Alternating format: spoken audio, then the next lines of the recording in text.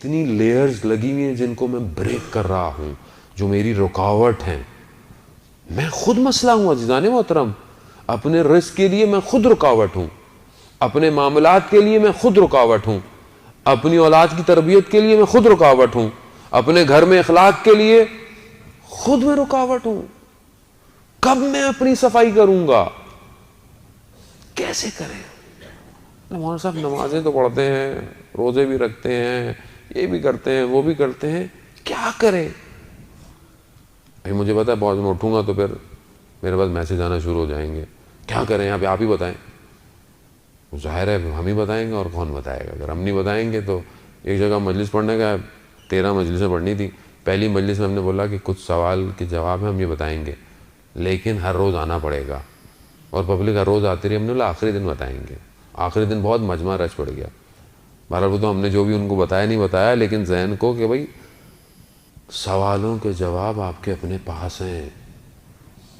میں آپ کو نہیں بہتر جانتا، آپ خود اپنے آپ کو بہتر جانتے ہیں. آپ بہتر جانتے ہیں آپ کی مشکل کیا ہے. میرا ہدف صرف نشاندہی کرنا ہے. میں صرف نشاندہی کر سکتا ہوں کہ یہ مشکل ہے. مشکل کو خود ڈھونڈیں. خوب آئیے دیکھیے خدا کیا چاہتا ہے اس ہدف تک پہنچنے کے لیے. صلوات بھیج دیں محمد والے محمد.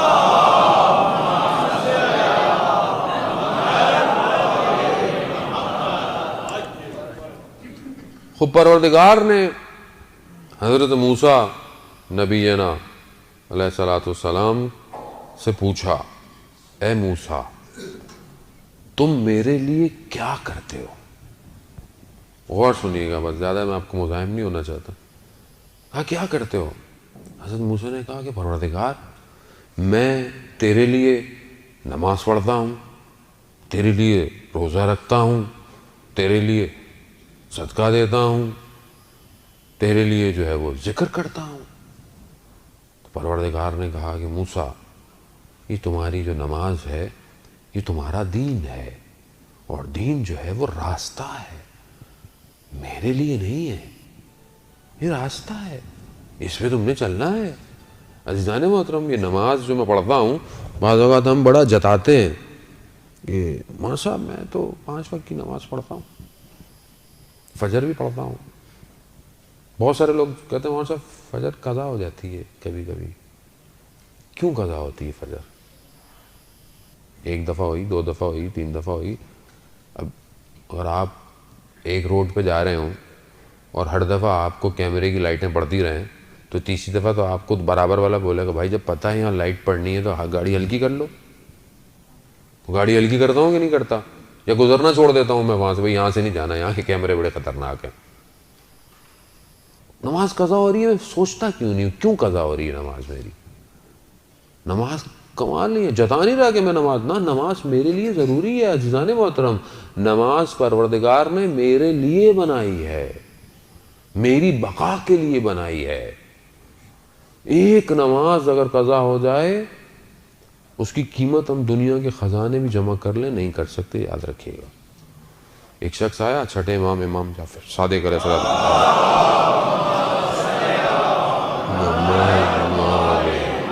امام کی خدمت میں آیا کہ مولا میں سفر پہ تجارت پہ جانا چاہتا ہوں، استخارہ دیکھیں. استخارہ برا آیا، بد آیا. کچھ عرصے بعد واپس آیا، کہا کہ ابن رسول اللہ آپ نے تو کہا تھا برا آیا، لیکن مجھے تو اس تجارت میں بڑا فائدہ ہوا، بہت پروفٹ ہوا. تو امام نے کہا کہ فلانے دن فلانے روز فلانی جگہ فجر کی نماز چھوٹ گئی تم سے؟ کہا ہاں. کہا سارے خزانے جمع کر لو، اس فجر کی نماز کی قیمت ادا نہیں کر سکتے. بعض اوقات ہمارا اٹھنا، ہمارا بیٹھنا، رات کی محفلیں فجر کی نماز کیا کرتی ہے؟ گئی. ساری رات بیٹھے میں باتیں کر رہے ہیں، ٹی وی دیکھ رہے ہیں، میچ دیکھ رہے ہیں، یہ کر رہے ہیں وہ کر رہے ہیں. فجر آئی تو تھوڑی دیر سو لیتے ہیں، گئی فجر. تو وہ بلے شاہ کہتے ہیں کہ راتیں جاگن شیخ صداتاں، راتیں جاگن کتے. کہتے ہیں رات کو شیخ بھی جاگتے ہیں، رات کو کتے بھی جاگتے ہیں. چلوے بلیا یار منا لے، بازی لے گئے کتے. کہا یہ رات کو جاگتے ہیں، صبح شیخ دنیا کے کاموں میں مصروف ہو جاتے ہیں، مگر کتا رات کو اپنے مالک کے گھر کی حفاظت کرتا ہے اور صبح آ کر اس کے دروازے پر بیٹھ جاتا ہے۔ چل وے بولیا یار بنا لے۔ عزیزان وقت ساری رات گزر گئی، اور جب ایک سجدے کا وقت آیا تو میں خواب غفلت میں تھا۔ ایک شہید نے اپنی وصیت نامے میں، اس کی جب ڈائری ملی تو اس نے لکھا ہوا تھا کہ میری زندگی کا سب سے تاریک دن وہ تھا کہ جب میں اٹھا تو سورج نکلا ہوا تھا۔ کتنی میری زندگی کے تاریک دن ہے عزیزان محترم۔ میں نہیں کہہ رہا خدا نے، میں اپنے آپ کو کہہ رہا ہوں کہ میں یہ نماز تو راستہ ہے میرے لیے، یہ راستہ نہ ہو تو میں تو تباہ اور برباد ہو جاؤں گا۔ یہ 5 وقت کے سجدے نہ ہوں تو میں تو غرور تکبر میں پڑ جاؤں گا، کیونکہ میں کسی کو سجدہ ہی نہیں کر رہا۔ میں سجدہ کروں گا تو مجھے میری اوقات نظر آئے گی کہ میں ہوں کیا۔ اسی لیے پروردگار کو ساری عبادتوں میں سب سے بہترین عبادت کے سب سے بہترین جز میں سب سے بہتر سجدہ لگتا ہے۔ اسی لیے اس نے سب سے پہلے جب اپنے امر کو جاری کیا تو کہا کہ آدم کو سجدہ کرو، سجدہ۔ اسی لیے سید الشہداء نے سجدے میں اپنے آپ کو پروردگار دیا۔ اسی لیے مولا کائنات نے کوفہ کی مسجد کے اندر سجدے میں ضربت کھائی، بتایا دنیا کو کہ دیکھو سجدہ مہم ہے، اور ہم خود مخلوق ہیں اس کی، اسی لیے اس کو سجدہ کر رہے ہیں۔ سجدہ کریں عزیزان محترم۔ خوب کہا کہ یہ تو نماز تمہارے لیے ہے، کہا کہ روزہ تو جہنم سے بچنے کی سپیر ہے، شیلڈ ہے۔ روزہ جو رکھتے ہیں ہم، جہنم کی آگ سے ہمیں روزہ بچاتا ہے۔ یہ جو آپ روزے رکھ رہے ہیں کہ انشاءاللہ مستحبات روزے بھی آپ کے لیے بہترین ہے، اور واجبات تو ویسے بھی رکھنے ہوتے ہیں، بچوں کو عادت ڈالیں۔ نہیں ابھی تو چھوٹا ہے، ابھی تو چھوٹی ہے، 9 سال میں بالغ ہو جاتی ہے عزیزان محترم، 8 سال سے اس کو روزہ رکھانے کی عادت ڈال دیں۔ کل کو جب وہ بڑی ہوگی، اس کی قضائیں ہوں گی، اس کو سمجھ نہیں آئے گا تو قصور کس کا ہوگا؟ وہ تو روزے قیامت بولے گی میرے ماں باپ نے مجھے تعلیم نہیں دی روزہ رکھنے کی، میں تو رکھ سکتی تھی۔ نہیں ابھی تو چھوٹی ہے، یہ ہے وہ ہے، ابھی تو بچہ یوں ہے۔ نماز میں آیا تو بھگا دیتے ہیں بچوں کو ہم، سامنے سے سجدے گاہ لے کے بھاگ جاتا ہے، تو ایک آپ ہاتھ میں رکھ لیں جب بچہ بھاگ رہا ہے بار بار، اس کو پڑھنے دے، محبت دے، ماحول بنائیں، افطاری کا سحری کا نہیں بھی رکھتا اٹھائیں، اسے پتا ہو کہ یہ کیا ہے۔ ہمیں ایسے ہی رکھوائیں روزے عزیزان محترم، مگر آپ لوگوں نے ایسے نہیں رکھے کہ سب گھر والے اٹھتے تھے، حتیٰ پڑوسی بھی اٹھتے تھے۔ ہمیں یاد ہے ہم چھوٹے ہوتے تھے، ہم پڑوسیوں کے گھر چلے جاتے تھے، کیونکہ گھر میں ماحول بنایا ہوا ہوتا ہے افطار اور سحر کا۔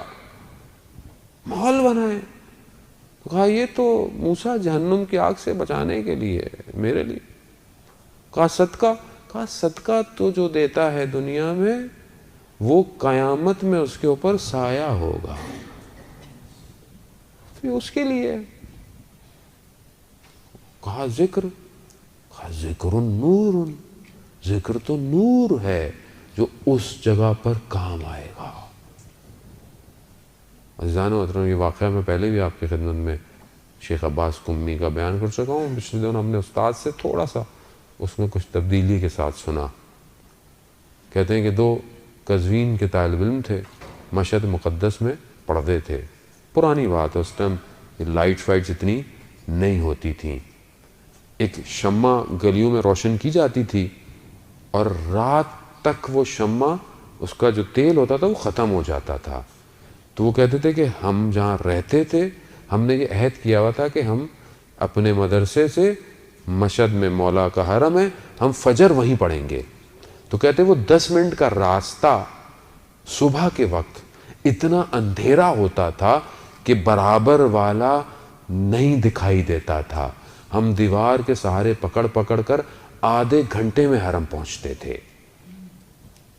کہتے ایک دن ہم رات کو اس طرح نکلے جانے کے لیے تو ہم نے دیکھا کہ دور سے کوئی نظر آ رہا ہے، جہاں برابر والا نظر نہیں آتا تھا وہاں سے کوئی شخص چلتا ہوا نظر آ رہا ہے، اس کے وجود سے کوئی نور نکلتا تھا، اور پھر بجھ جاتا تھا، پھر نور نکلتا تھا، پھر بجھ جاتا تھا۔ جیسے ہی قریب دیکھا تو وہ کوئی اور نہیں تھا، وہ شیخ عباس قمی تھے، جو سبحان اللہ لا الہ الا اللہ کہتے تھے تو ان کے وجود سے نور نکلتا تھا۔ شیخ عباس قمی جانتے ہیں نا کون ہے؟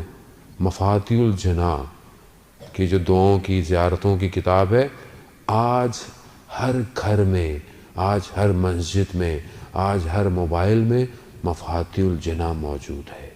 اس بندے کا اخلاص تھا جس کی کتاب آج پوری دنیا میں موجود ہے، شیخ عباس قمی۔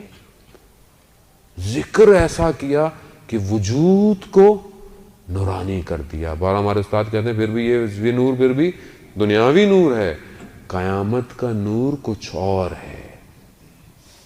اسی لیے جب ایک دفعہ رسول خدا حضرت محمد مصطفیٰ صلی اللہ علیہ وسلم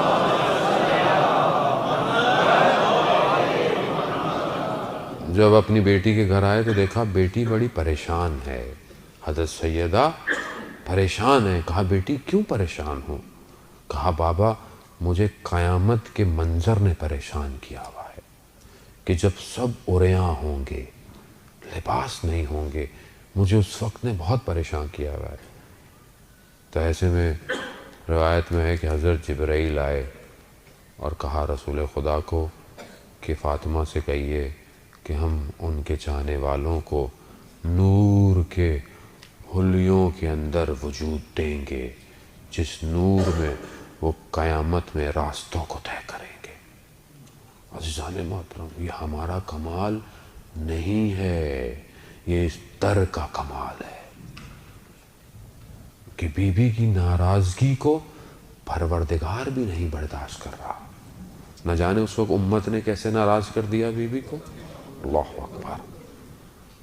عزیزان محترم، حدیث آگے بڑھی تو حضرت موسیٰ کہنے لگے پروردگار پھر میں کیا کروں؟ خود ہی میری رہنمائی کر، یہ سب تو ہے تو تیرے لیے کیا کروں میں؟ تو پروردگار نے فرمایا اے موسیٰ کیا کبھی کسی سے میری خاطر محبت کی ہے؟ کہا کہ میری خاطر محبت کرو اور میری ہی خاطر دشمنی کرو۔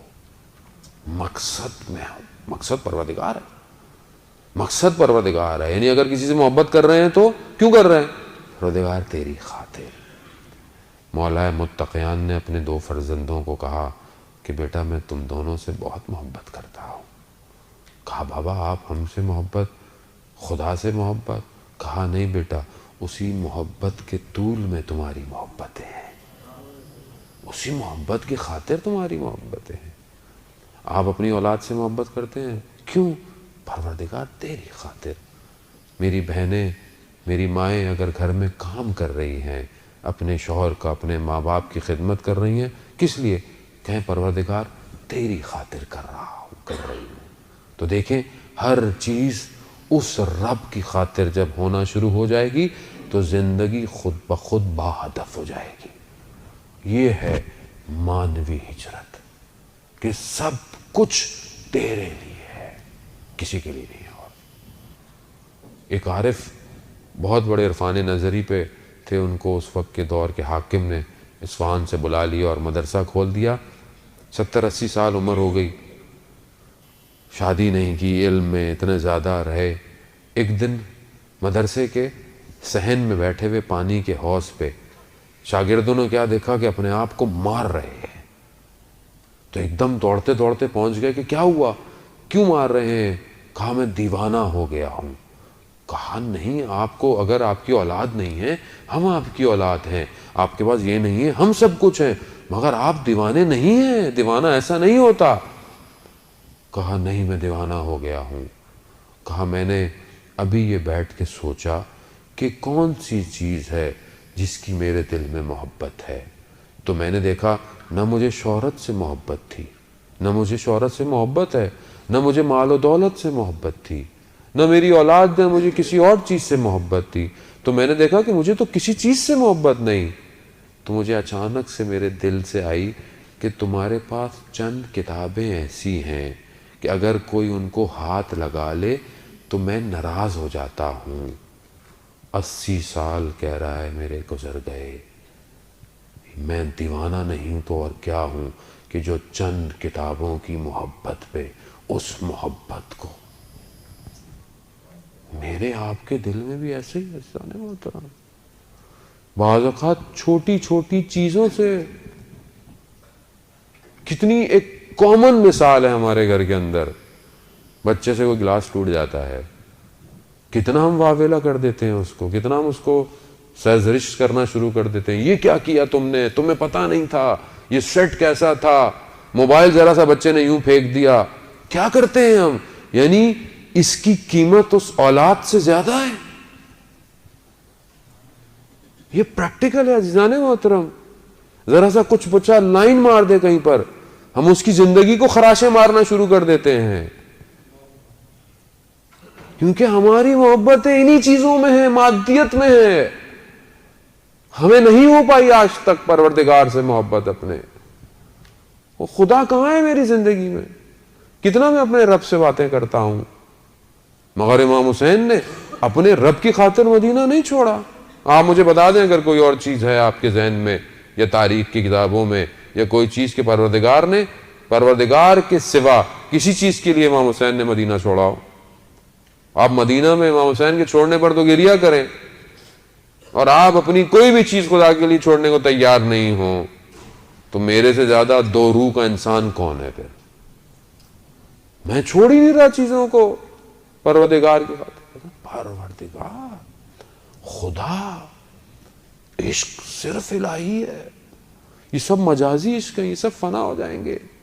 اس لیے تو عرفا جو تمثیل بیان کرتے ہیں لیلا اور مجنو کی، کہ جب لیلا مر رہی تھی تو اس نے اپنی ماں کو بولا کہ مجنو آئے میری قبر پہ تو اسے کہنا کہ اس سے محبت کرے کہ جس کے چہرے نے کبھی مرجھانا نہیں ہے. ہم سب نے فنا ہو جانا ہے، ہر چیز فنا ہو جائے گی. آج کیا چیز ہے ہمارے پاس؟ کون تھا؟ کتنے ہمارے لوگ چھوڑ کے چلے گئے، کتنوں کو ہم نے یاد کیا آج تک.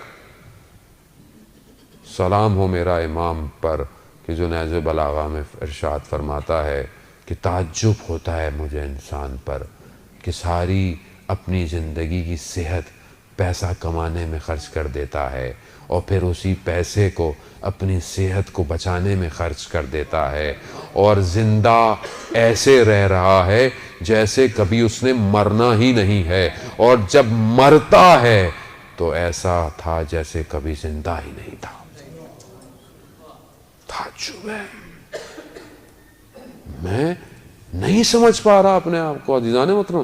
میں کب باقی ہوں کہ جب میں اپنے آپ کو اس پر فنا کروں گا. جب تک میری فنائیت اس فنا فی اللہ نہیں ہے میں باقی نہیں ہوں. آیت اللہ قاضی رضوان اللہ تعالیٰ علیہ کے بیٹے بتاتے ہیں کہ آخری وقت میرے والد محترم کا سینہ سیاہ ہو گیا تھا. اتش اتش اتش کرتے تھے، یعنی پیاس پیاس، اور پانی پیتے تھے تو پیاس بجھتی نہیں تھی. کہا کہ جب دنیا سے گئے تو اصل لقاء اللہ ہوا اور وہ پیاس بجھ گئی. میں کتنا انتظار میں ہوں کہ پروردگار میں تجھ سے ملاقات کرنا چاہتا ہوں. میں کتنی مقصد انسان کیا ہے؟ وما خلقت الجن والانس الا لیعبدون، کہ میں نے انسان اور جن کو خلق ہی نہیں کیا مگر سوائے اپنی عبادت کے. عبادت کیا ہے؟ بندگی ہے، عبودیت ہے. میرے بندے بنو، میرے غلام بنو، نہ کہ اپنے نفس کے خواہشات کے، نہ سٹیٹس کے، شہرت کے، گاڑی کے، گھر کے، موبائلوں کے غلام بنو. میرے غلام بنو. میں کتنا غلام ہوں اپنے پروردگار کا، اور میں مولا کا ماننے والا ہوں. مگر میں نے آج تک مناجات امیر المومنین کھولی بھی نہیں ہوگی کہ جس میں میرا مولا کہہ رہا ہے مولا یا مولا انت المولا وانا العبد وهل يرم العبد الا المولا. اے میرے مولا تو میرا مولا ہے، تو میرا مالک ہے، میں تیرا بندہ ہوں، مگر کیا تو رحم نہیں کرے گا جبکہ تو میرا مولا اور میں تیرا بندہ ہوں. مولا یا مولا انت الرازق انا المرزوق وَهَلْ يَرْمُ الْمَرْزُوقَ إِلَى الرَّازِقِ، تو رازق ہے، میں مرزوق ہوں، رزق چاہنے والا ہوں، مگر کیا تو رحم نہیں کرے گا جبکہ تو رازق ہے؟ عزیزان محترم، وقت نکالیں اپنے لیے، اس مانوی ہجرت کے سفر کو شروع کریں، ورنہ دیر ہو جائے گی۔ اور وہ جو آنے والا ہے وہ آپ سے آپ کی مانوی ہجرت مانگ رہا